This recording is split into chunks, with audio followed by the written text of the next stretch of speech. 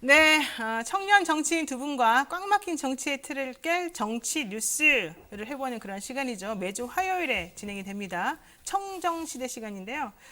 이경 더불어민주당 전 상근 부대변인 그리고 양준우 국민의힘 대변인 나오셨습니다. 어서 오세요. 예, 안녕하십니까. 안녕하세요. 반갑습니다. 요즘 이 두 분은 정말 활약이 대단해요. 이경 부대변인은 이렇게 여기서는 되게 얌전하게 얘기하는데 집에만 가면 이게 그냥 공격 본능이 살아나나 봐요. SNS에 뭐 올리셨죠, 지난번에? 우리 방송하고 가서? 근데 제 SNS를 보시면 제가 어휘 표현은 제가 좀 강하지 못해요. 어휘 선택 자체가 약간 둥글둥글한 어휘 선택을 좀 좋아해서 성향이. 그래요? 그런데 아닌 그냥- 것 같은데 우리 방송할 때 보면? 아니에요. 아니잖아요. 우리 아닌 것 어휘 같아요. 선택을 좀 봐주세요. 어휘. 양준이 대변인한테 물어봐야 돼. 예. 아무튼 그래서 그 저도 받은 사진이었어요. 과거에 그 이재명 그 이제 우리 민주당 후보의 어떤 어릴 적 사진과 윤석열 이제 후보의 국민의힘 후보의 이제 사진을 저도 받은 건데 그런 걸 누가 보내줘요, 그렇게? 많이 보내주세요. 근데 그것은 이제 편집된 건 저 아니고. 지금 화면에 네, 보고 네. 계십니다. 아유, 어떻게 그 저기 글씨 보이실지 모르겠어요. 뭐라고 그냥 쓴 거예요? 지금 안 보여. 그냥 우리도. 저는 그러니까 이재명의 옷과 윤석열의 옷 그대로 그냥 올렸어요. 그러면 또 괜히 또 너무 많은 그 뭐 시각으로 거의 편집된 시각으로 보실 것 같아서 이거 사진을 보고 판단은 이제 각자의 몫이다. 그러니까 저는 제 그릇만큼 이 사진이 저는 좋아서 많은 의견을 담아서 올린 거지만 그 여러 가지로 좀 많이 해석이 되는 부분은 또 여러분들이 각자 알아서 긍정이든 부정이든 그거다라고 너무 많은 글을 올리는 거는 또 문제가 있을 것 같고 그래서 나는 좋아서 올렸어요. 여러분들은 판단을 여러분들이 알아서 해주세요. 그냥 그런 거였는데 그러니까 이것을 열린- 네가 뭔데 내 네. 그릇을 평가해요. 이렇게 또 말씀을 해주시고 일단 지금 저기서 저 사진에서 아까 그 사진에서 윤석열 총장 빨간 야비 넥타이 메고 있는데 그게 이제 본인의 유치원인가 학교인가 교복이었다는 거예요. 그러면은 이재명 지사가 입고 있는 저것도 교복이에요? 그건 아니죠? 저건 그냥 학교 다닐 때 입고 다니는 네, 옷이에요? 그냥 옷이었던 것 같아요. 그러니까 저 사진을 올린 이유는 뭐예요? 그러면 그냥 봐주세요가 뭐 예뻐서 좋아서 전날에 그 이제 자영업자분들 모임 있었고 제가 뭐 언론에는 노출이 안 됐지만 네. 사회를 좀 보게 됐어요. 근데 자영업자분들께서 하신 말씀이 우리가 언론에서 본 것보다 너무 더 어렵더라고요. 그리고 뭐 좀 목숨을 잃으시는 분들도 맞아요. 언론에서 보는 것보다 엄청 훨씬 더 많아요. 많고 네. 그래서 내 마음이 누더기 같다 이런 마음을 제가 이제 한 이틀에 걸쳐서 그분들을 만나고 이제 사회도 좀 이렇게 보고 그랬었는데 그래서 그 마음을 누가 헤아려 줄 수 있냐 이거는 겪어보지 못한 사람은 못해요 이런 얘기를 많이 하시더라고요. 직접적으로 본인이 겪어보지 못하면 그래서 모른다, 이렇게 누더기 같은 마음을 겪어본 사람만이 할 수 있지 않을까 약간 제가 이제 감정이입이 거기에 됐던 것 같아요. 그리고 저 사진을 또 다른 분들한테 우연찮게 받았고 그래서 야 이재명이라는 사람 같으면 아마 좀 더 그분들의 마음을 더 헤아려 주지 않을까라는 생각. 왜냐하면 저도 예전부터 이재명 후보를 지지했던 사람이 아니었어요. 저는 이제 문재인 대통령을 지지했던 사람이었고 그런데 이제 다시 한번 제가 요 한 3달 정도에 밀접하게 보고 모든 것을 다 보고 책도 보고 하다 보니까 이 사람이 정말 그 어려운 사람들의 마음을 그러니까 헤아릴 수 있겠구나. 이걸 정책으로 하는 부분은 또 별개예요. 그러니까 내가 당신을 이해해 이거와 내가 겪어봐서 알아 이거는 차이가 있지 않을까. 어떡해요. 네, 그랬습니다. 근데 엄청나게 화제가 됐어요. 조국 전 장관까지 불려왔어요. 그러게요. 어떻게 보십니까? 저는 뭐 이렇게 따로 보는 건 없고요. 그냥 그 네이버 기사로 잘 봤고요. 네. 벌써부터 이제 그 명비어 천가를 부르시는 게 아닌가 하는 명비어천가. 우려가 들고. 뭐 여기 캠프에 있으니까 뭐 네, 그럴 수 뭐 어쩔 수 있죠. 없다고 저는 봅니다만. 네네. 어쨌든 이렇게 그 감성을 굉장히 건드리는 듯한 그런 전략도 뭐 취할 수 있다고는 봐요. 네. 하지만 최근에 이렇게 정치인들이 자꾸 이 가난을 어떠한 본인의 가난했던 경험을 본인의 경쟁력으로 승화시킨다든지 패션으로 여기는 그러면 안 듯한 돼요? 문화에 대해서 저는 조금 우려스러운 것이 그럼 뭐 가난했던 사람이기 때문에 그걸 이해하고 뭐 보듬어 줄 수 있는 정책을 취할 것이다 이렇게 얘기하는데 그건 너무 단순하고 그렇지. 예, 너무 전형적이다. 너무 단순한 논리적 비약이고 그건 사실 중요치 않다고 생각하거든요. 누가 공동체를 위해서 더 잘 봉사할 수 있을 것인가 그거를 놓고 봐야지. 저는 이런 거는 조금 그렇습니다. 약간 가난을 도둑맞은 느낌이랄까요? 양준호 대변인은 집이 어땠어요? 가난했어요? 좀 아, 부자였어요? 저는 뭐 그런 거를 그냥 유복하게 살았습니다. 네. 아, 유복하게 살았어요? 예전에 그 아버지께서 자영업 하시면서 뭐 배달도 하시고 이렇게 다녔긴 했는데 지금은 뭐 유복합니다. 이렇게 워낙 열심히 사셨기 때문에 부모님께서. 그런데 저는 솔직히 죄송해요. 가난을 도둑맞은 느낌이라는 게 저는 솔직히 저는 어렸을 때 너무 가난했었거든요. 집이요? 네, 그냥 보통 원래는 가난한 게 아니었는데 가정 폭력이 심하셔서 저희 엄마와 제가 큰딸 3명이서 거의 이제 도망 나와서 살았어요. 그래서 차비가 딱 되는 곳이 대전이었고, 그러니까 아무것도 없는 상황에서 교회 쪽방에서부터 시작을 해서 되게 정말로 이런 곳이 있었구나 할 정도로. 도망 나와서 같이 그때부터 산 거예요? 네네. 그러니까 이런 곳이 저는 이제 신세계를 새로운 세계를 발견한 거죠. 이런 곳에서도 사람이 사는구나. 제가 이제 MZ 세대라고 말씀을 드리지만 이제 사전적인 MZ 세대. 그렇지만 그 여러 가구가 재래식 화장실을 공동으로 쓰는 그런 곳에서 이제 저는 겪어봤고, 만약에 제가 겪은 사례, 그러니까 이거는 제 그릇이에요. 이거는 남들이 뭐라고 하셔도 이건 제 그릇인 거죠. 만약에 제가 그걸 보지 못했다면 가난이라는 거를 겪지 못했을 거예요. 저는 창호지 문이 대문이자 현관문이자 방문인 곳에서 살았기 때문에 어렸을 때 그때가 제가 중학교 때였습니다. 그러니까 초등학교 때까지만 해도 저도 이제 서울에서 좀 그냥 괜찮은 가정에서 살았기 때문에 그런 것이 있는지도 몰랐어요. 재래식 화장실은 시골에만 가면 보는 건지 알았는데 그게 아니더라고요. 근데 이것을 겪지 않았으면 몰랐을 겁니다. 그분들의 마음, 거기서 자라는 그 같은 내 또래 아이들이 얼마나 그 자존감이 낮게 살아가는지 네. 그걸 몰라요. 그래서 가난을 도둑맞았다라는 표현은 참 멋있어요. 그렇지만 직접 겪은 사람 입장에서는 좀 뭔 모욕적이다. 소리야? 뭘 도둑맞아? 네가 나처럼 살아봤나? 이런 생각이 솔직히는 들어요, 솔직히. 근데 뭐 우리는 이걸 봐야 됩니다. 그 이명박 대통령도 찢어지게 가난한 어린 시절을 겪었던 분이고 그분을 지금 여당에서 어떻게 비판하는지를 본다면 네네. 결국에 됐을 때 누가 잘할 것이냐 이걸 가지고 판단하셔야 되지. 뭐 그게 큰 의미 없는 홍보인 것 같다 이렇게 생각합니다. 근데 홍준표 후보가 저는 이게 조금 가슴에 좀 뭐랄까 좀 이렇게 불편하다 그럴까 좀 낯설다 그럴까 이런 표현이 있더라고요.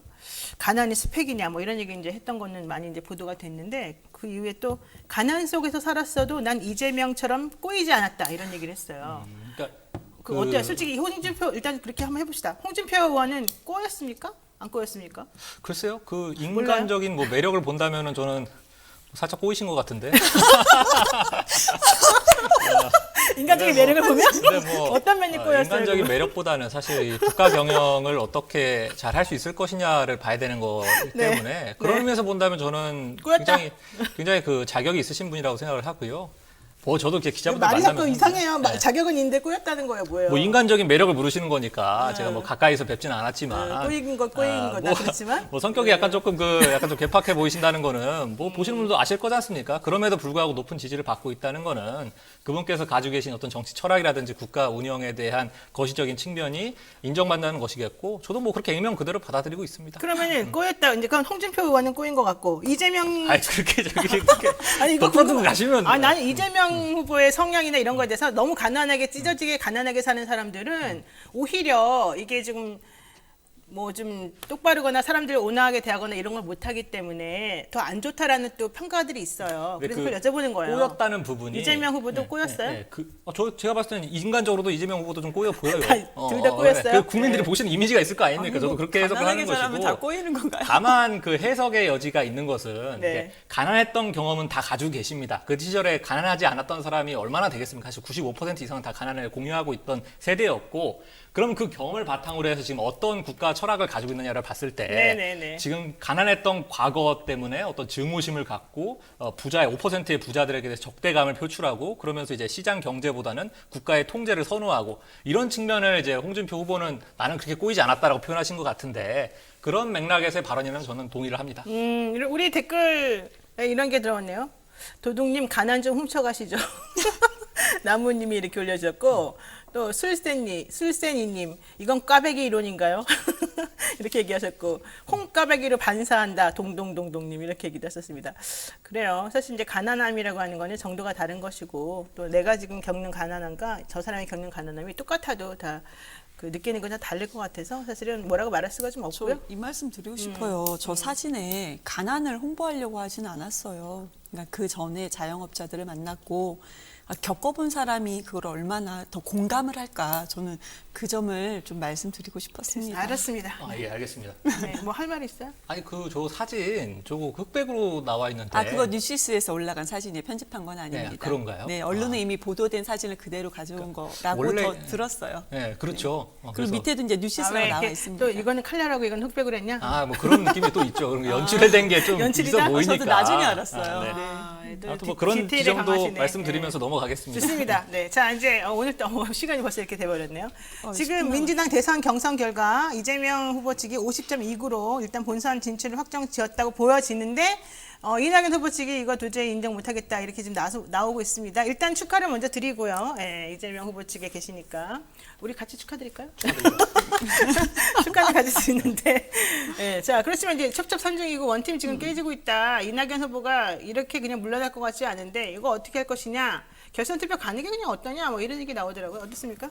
아니 이게 경선 불복은 아니라고 했고 이의제기다. 경선 불복은 아니라고 딱 얘기를 하시더라고요. 네, 맞아요. 그러면은 지금 이의제기랑- 이미 청와대에서도 이제 대통령의 논평이 나왔고 당에서도 이미 다 끝난 사항이고 그럼에도 불구하고 이의 제기를 하니 오늘 아마 그 최고위원 민주당 최고위원회에서 이거를 결정을 할 것 같아요. 그런데 내일이 아니라 오늘 한대요? 오늘인 것 같아요. 그래서 오늘 당 대표가 뭐 방송에 나오셔서 이제 그런 얘기를 했고 이거 부분에 대해서는 문제가 되지는 않을 것 같아요. 그런데 이 이의제기라는 게 이 경선 룰 자체가 네네. 이미 지난 이해찬 대표 때 만들어졌고 그 다음에 그냥 이거를 혼자 만든 게 아니고요. 전당원 투표로 해서 결정이 된 부분입니다. 그런데 이 부분이 만약에 진짜 문제가 있었다면 그 뒤에 이낙연 대표가 당 대표 시절에 그때 당시 이거 좀 이상하지 않는가 그때 문제를 삼아야 되는데 네. 경선이 진행이 되면서 지지율이 약간은 처음에는 이낙연 대표가 지지율이 훨씬 더 높을 거라고 예상이 많이 됐어요. 그리고 출발을 했죠. 그런데 진행이 되면서 그것이 아니었어요. 그래서 진행되는 중간 정도에 이 경선 룰을 이의 제기를 그때 나중에 하는 거였거든요. 그렇기 때문에 이 부분에 대해서는 이의 제기 자체가 받아들여지는 것 자체가 좀 뭐 민주당에서는 이미 이거를 받아들일 수 없다 이런 얘기가 이미 나오고 있는 것 같습니다. 네, 어떻게 보십니까? 야당에서는, 저도 국민의힘에서는. 이렇게 크게 결론이 바뀔 것 같지는 않고요. 저희도 뭐 이재명 후보가 이제 본선 상대라는 걸 상정하고 이제 전략을 준비하는 걸로 알고 있기 때문에 뭐 크게 의미를 부여하고 있지는 않아요. 다만 지금 이낙연 후보 측에서 주장하는 바도 네네. 일리는 있어 보이긴 합니다. 왜냐하면은 지금 이 결선 룰 50% 이상이 되면은 결선 없이 간다라는 결선 룰이 있는 상태에서 중간에 사퇴한 후보를 전체 분모에서 빼게 된다면 후보들 간의 어떠한 뭐 합종 연횡에 따라서 누구는 결선에 그냥 수월하게 올라갈 수 있고 하는 그런 그 결선 자체에 대한 변수가 생길 수 있기 때문에 이 부분에 대해서는 사실 분모에 들어가는 게 사실 합리적인 것 같아 보여요. 하지만 당원 단계에 나와 있다고 하고 뭐 하니까 크게 이걸 뭐 변동할 만한 동력은 지금 약해 보입니다. 이렇게 서로 명분이 있을 때는 결국 세대결로 가는 건데 이미 그 세대결 차원에서 이미 끝난 판이 아닌가 이렇게 생각합니다. 그럼 만약에 결선 투표 갔다고 치면 그럼 뭐 결선 투표 가는 것 자체가 문제가 아니라 이낙연 후보 측에서는 뒤집어져야지 의미가 있는 거잖아요. 그렇죠. 예. 결선 투표를 만약에 갔다고 치면 뒤집어질 수 있을까요?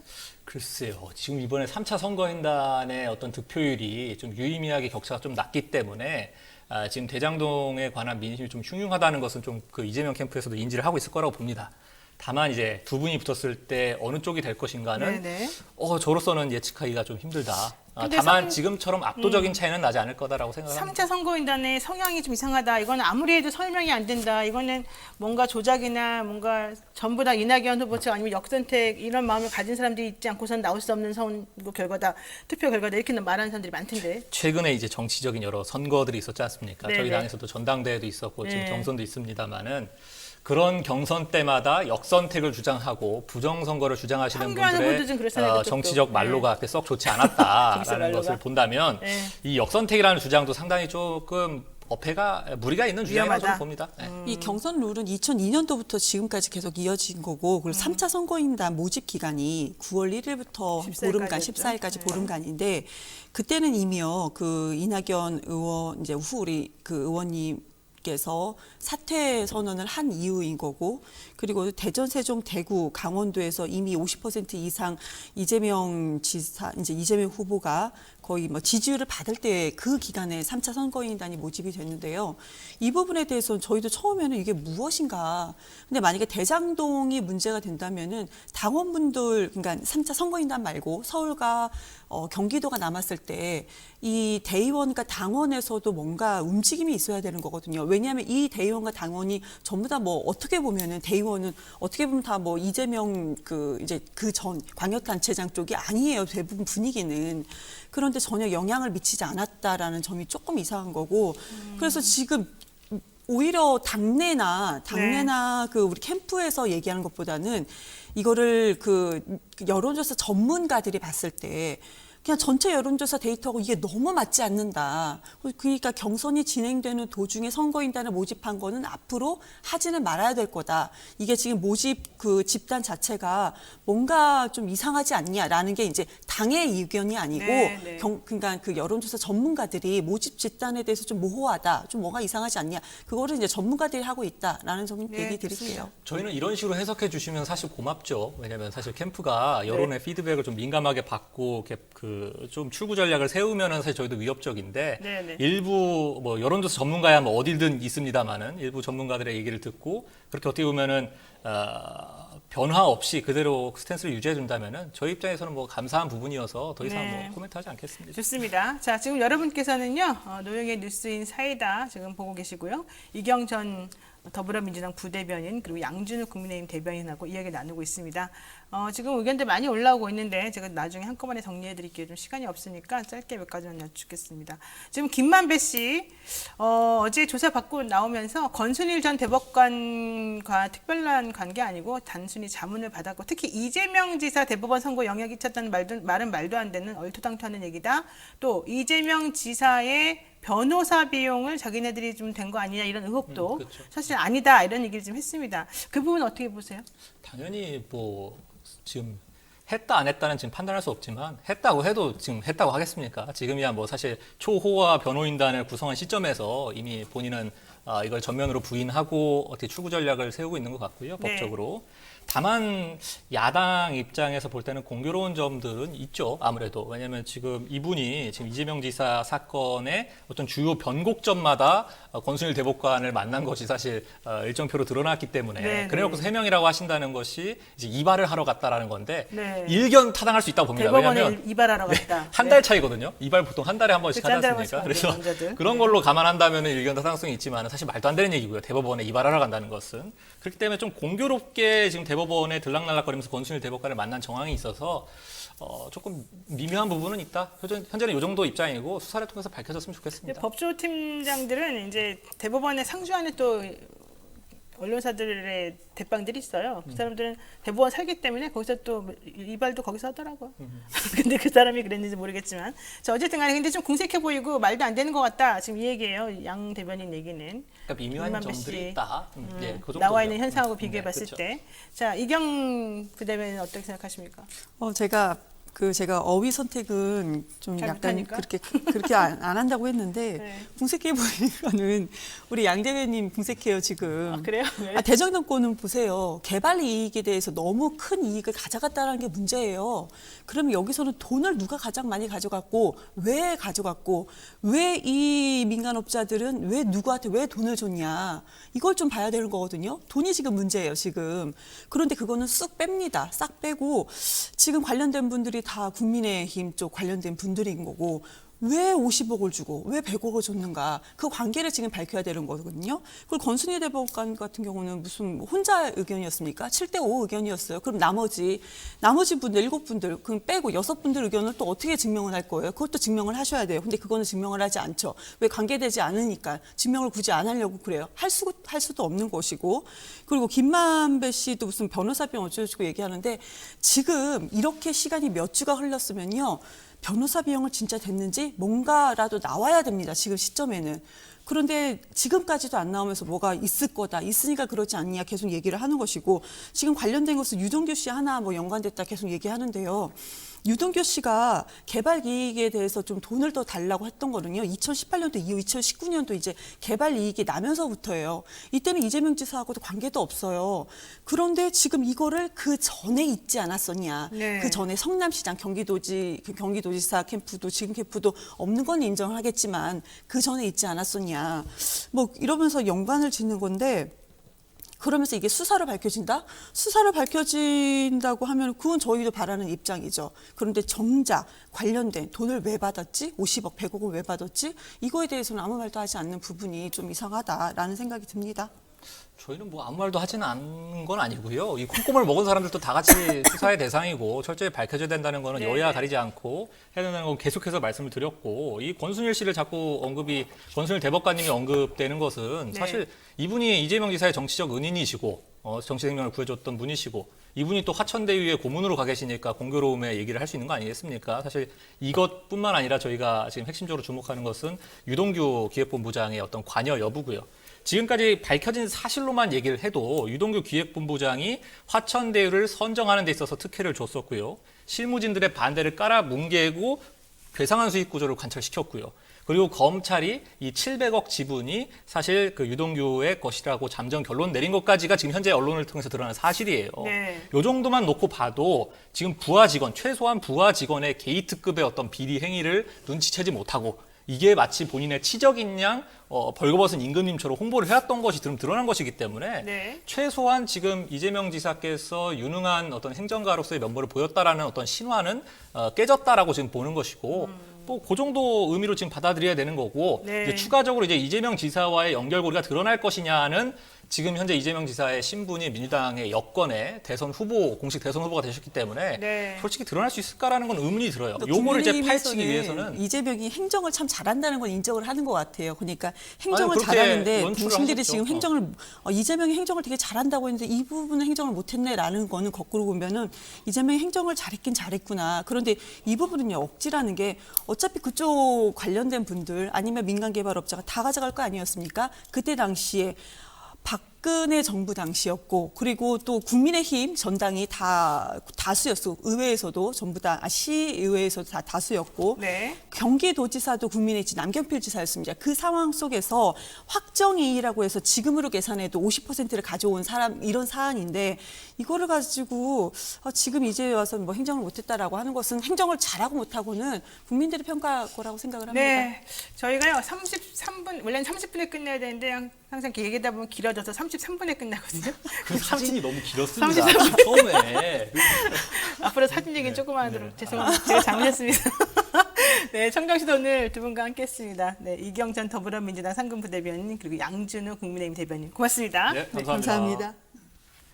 아, 또 시간 배분에서 잘못해가지고 이렇게 혼나는군요, 제가. 네.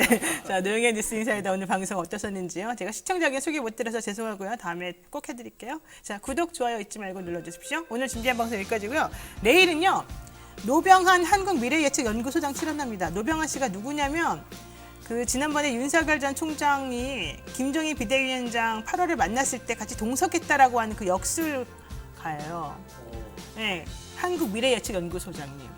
과연 그 자리에서 무슨 얘기를 했었는지 요즘에 지금 윤석열 전 총장이 보이고 있는 그 왕자 논란 내지는 정법 논란 이런 여러 가지 행동들이 무슨 의미가 있는 것인지 네, 본방사수 꼭 해주십시오. 내일 정말 재밌을 것 같습니다. 여러분 우리 내일 만나요. 고맙습니다.